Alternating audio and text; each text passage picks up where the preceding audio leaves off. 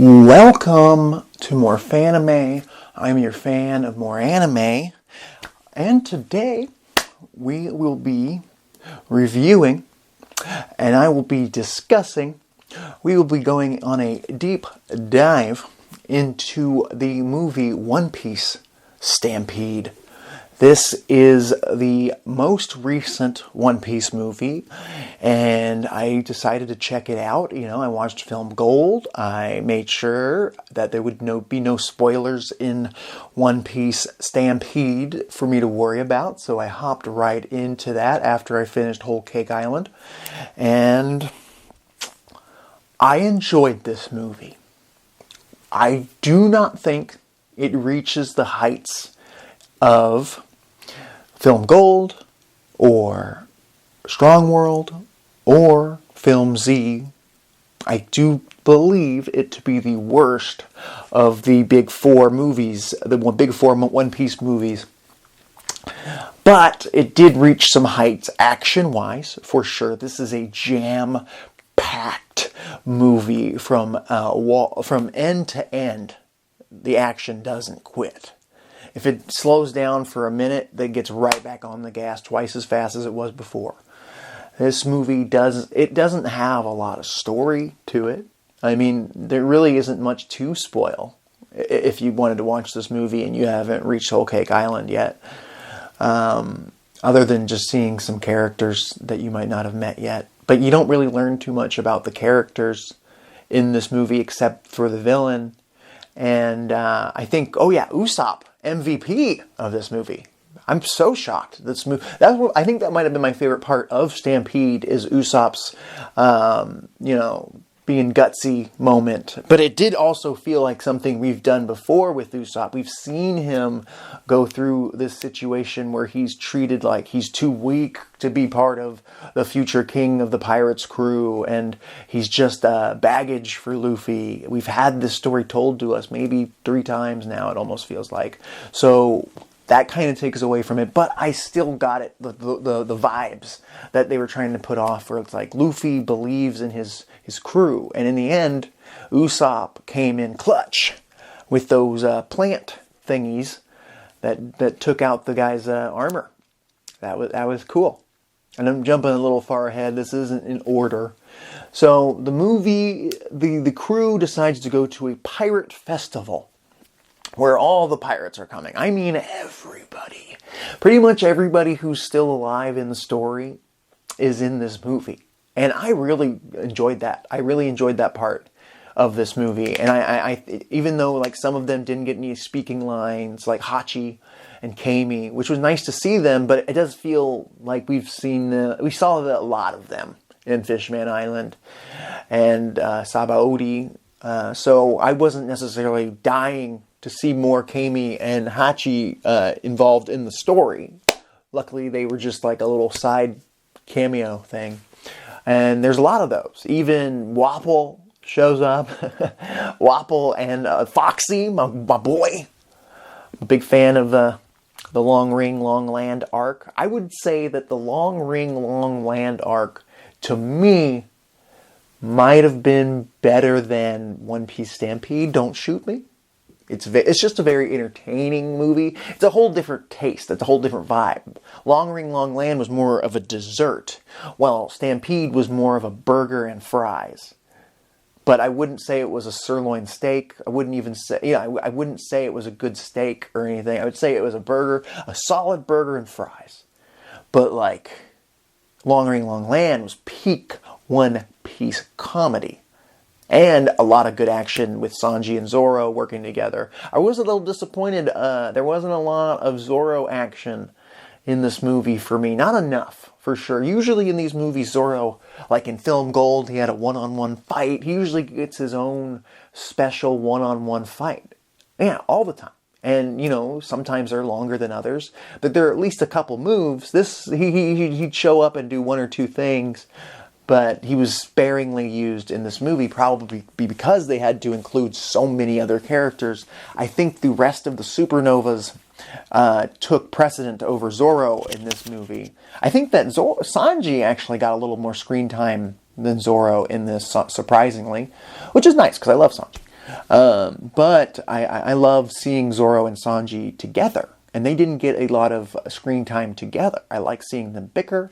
I like seeing them forced to work together. And I just can't for the life of me remember them working together in a fight in this movie. I could be wrong. And there was a lot of fight. Sanji versus Smoker is in this movie for a good minute. That fight went on longer than I expected it to. There was a lot of fights in this movie, but they were short-lived, every one of them. There wasn't, except for the main fight, of course. They'd have, I think, Rouge fought Luffy for a minute. They all got into battles. Killer got to do some stuff. I mean, everybody but Zoro got to fight the main villain at the same time from the 11 Supernovas, which was absolutely badass. I forgot to even mention the plot of this movie. So they're going to a pirate festival, the crew, and all the other crews across the world, except for Arlong's, for some damn reason. Where is Arlong? I want to see Arlong. They show up, and they, intermingle, but they're entering a competition. They quickly get into this competition. They're all on their boats, and they have to go to a sky island that pops up out of the ground. There's an item there that Gol D Roger hid. And it's a damn wrist thingy. What are they called? Stupid fucking compass to Laugh Tale. Basically the final island, the island where we're going to find the One Piece supposedly, and it's a cheat code basically to get to that area, which is pretty interesting. I like it when they actually, I think Buggy is the one to actually get to it, which was awesome. I love the fact that Buggy was used a lot actually in this movie. The crews fight for this thing. Luffy, I believe, ends up with it, or Usopp ends up with it. But then the main villain shows up, who's teamed up with the dude throwing this festival, which turned out to be a trap, and the Marines are on their way. No one suspected that this damn festival was going to be a trap, even though every pirate showed up. It's pretty obvious trap. But regardless, the villain shows up, and I actually really like this guy. His name is Bullet, I believe. He reminds me a lot of Broly from Dragon Ball, at least the way he absolutely decimated the 11 Supernovas. Like, he really had that vibe where he was crushing people. I think at one point, not Killer, Killer's leader dude, Kid, asks him, what do you even want? What are you doing here? And Bullet's like, I want to be the strongest. And then just hammers the dude down, beats the crap out of Killer. All of the Supernovas, even Bonnie, who luckily did say, like, I'm just going to turn you into a kid. I was like, what if she just turns him into a kid or an old man? She doesn't get the opportunity. He's too strong. Actually, this guy has a pretty cool backstory. Not in-depth backstory, but the fact that he was part of Roger's crew. So I'm assuming he is a canon character, and I hope if we ever see any flashbacks of Roger's crew, he's there and alive. I hope that he's a character that did matter to the story.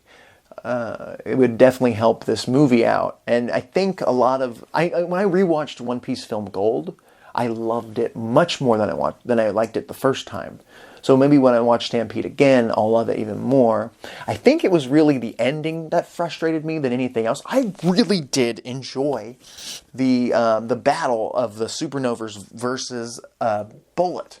He was badass. He was an immovable object. But then that fight ends. He kicks everybody's ass. He beats up Usopp. Luffy ain't happy about that. He calls Usopp a loser and baggage, waste of space for the future king of the Straw Hat, or the future king of the pirates. Then he decides to show us that he's been messing around this whole time, and he's got the kaiju giant monster fruit ability, which I do not think was needed. That's my thing. I think that was the biggest flaw in this entire movie. He has this ability to turn into a giant robot, I believe, at first, and then he awakens it and becomes a giant monster. And it's all in CGI, like atrocious CGI. There were some scenes where it looked okay, but there was a lot of scenes where the whole screen was just a bullet and this purple CGI stuff that just took me out of the story completely. Anytime I saw it. It did not look good next to the 2D animation at all. It was not necessary. I don't think he even needed to transform. I think it would have been better if they wanted him to be a giant or grow. I would have been fine with him eating the giant fruit and he can increase his size. But this, and they don't need CGI for that. The CGI that they used at Film Gold was used sparingly, and it seemed like it just enhanced the scenes or the 2D. This did not look good, and I don't know how or why that happened, but that was the big thing for me. I did not like. I feel like they shouldn't have used that much CGI. They can use a little bit, but that much was a lot, and it was really jarring because the animation was really good. Until then, I was like, this is really good. The art style looked a little different than Film Gold did. I enjoyed it. The movement was, there was a lot of movement. I enjoyed the art style until that happened. I feel like if Bullet was just a big, beefy Broly type, never needed he doesn't even need a Delphi ability. He doesn't need to grow bigger. He's already a big boy. And he takes out every member of the supernovas. Then the crew gets back together, they regroup, they come up with a plan where the Straw Hat crew takes them out. I don't know. That would have been better to me, but I'm not making millions of dollars writing these movies, am I? I'll tell you what I liked, though. I liked Crocodile being involved, Sir Crocodile being involved in this movie. I liked that he ran into Nico Robin, of all people, and was like, hello there, Miss All Sunday. That gave me chills, because I'm a big Crocodile fan, and I'm really into his anti-hero type persona. Another thing I didn't like, though, is Crocodile and Lucci were in this movie. Two villains I've come to really like over time, and I really like these two characters, and I'm glad they're reoccurring characters. But it's teased at the very end of the movie, these two going against Sanji and Zoro. I believe Zoro was fighting Lucci and Sanji was fighting Crocodile. It could be the other way around. Doesn't matter. I would like either combination. I'd love to see those fights. And Bullet didn't really have any crewmates. Like, he didn't have people to fight Zoro and Sanji. So it makes sense. You can fit other characters from the series, like Crocodile, like Lucci, who want that log pose, the eternal pose thingy, that Luffy has. They want it, and that's why they're there. But also, it makes sense for them to fight maybe Zoro and Sanji jumping in before they can take it. And we could have maybe 5 minutes. This movie was pretty long.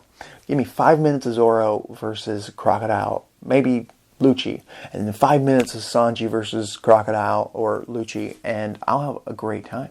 That would have been amazing. And they don't really need to show a winner. Just show me badass scenes of sand hitting swords, and a leopard man fighting a guy that kicks with fire.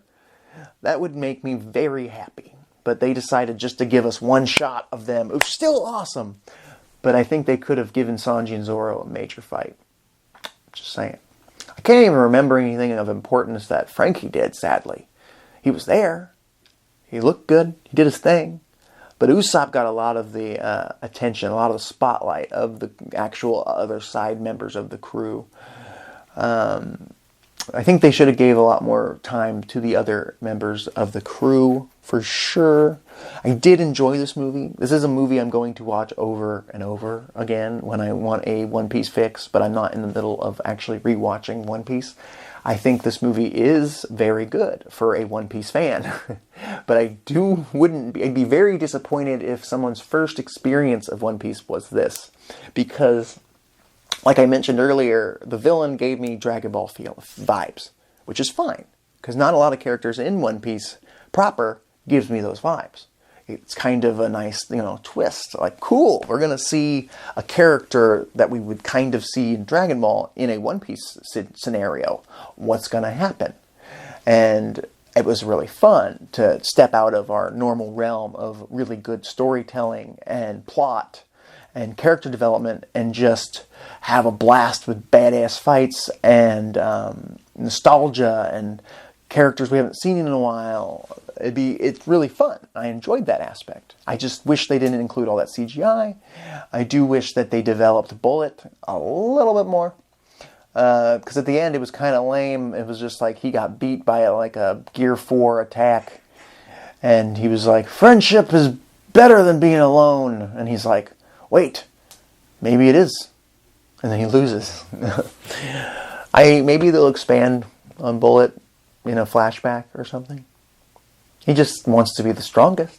That's all. But Luffy was the strongest at the end of the day. But Luffy did get a lot of help in this fight, which I appreciated, because this dude was unbeatable by one man, for sure.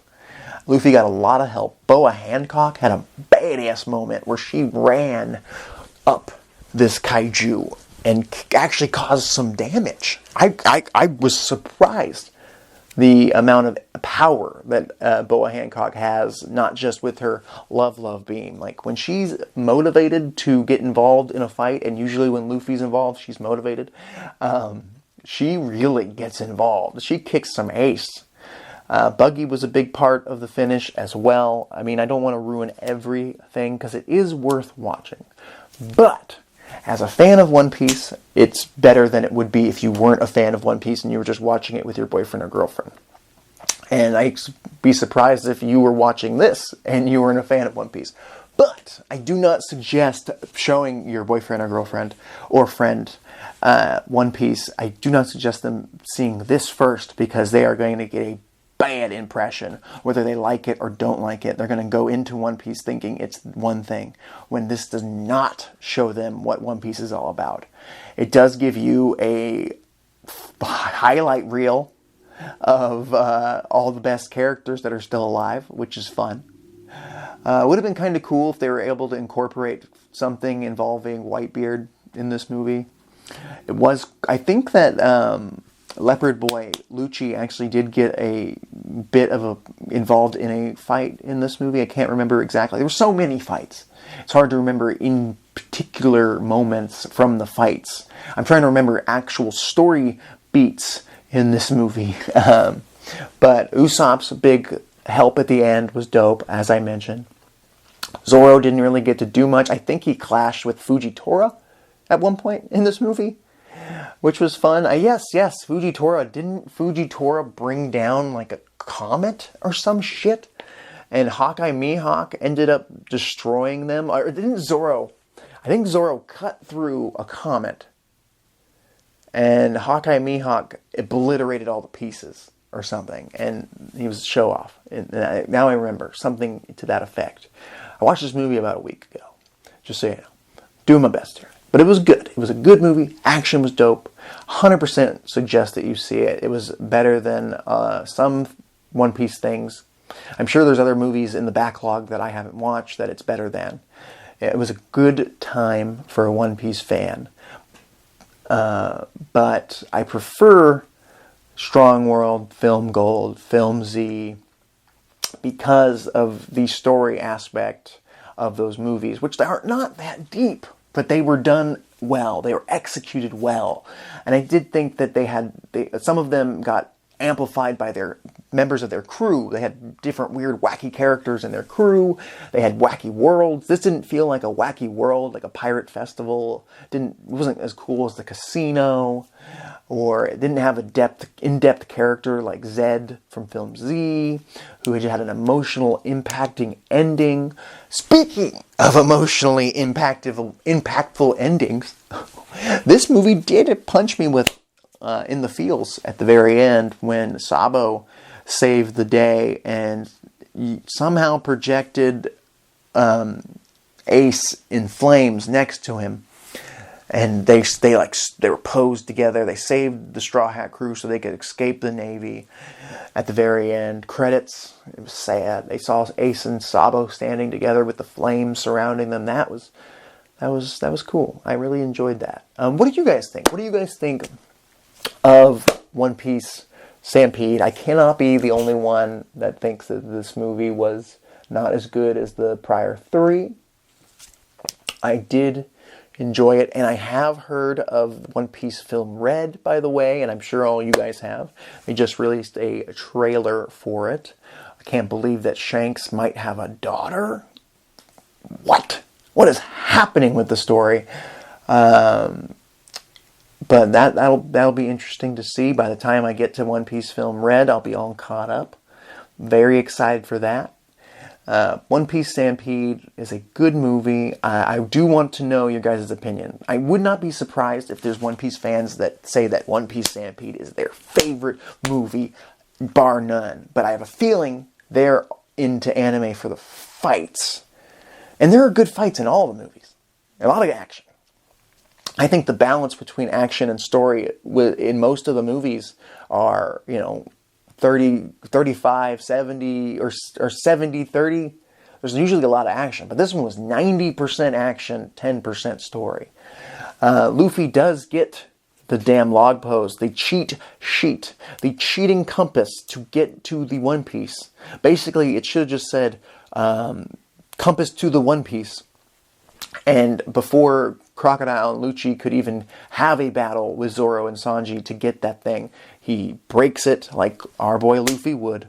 I was curious how they were going to write that out of the story. I'm so glad that was what happened. I almost wish it was destroyed or it was a fake or something.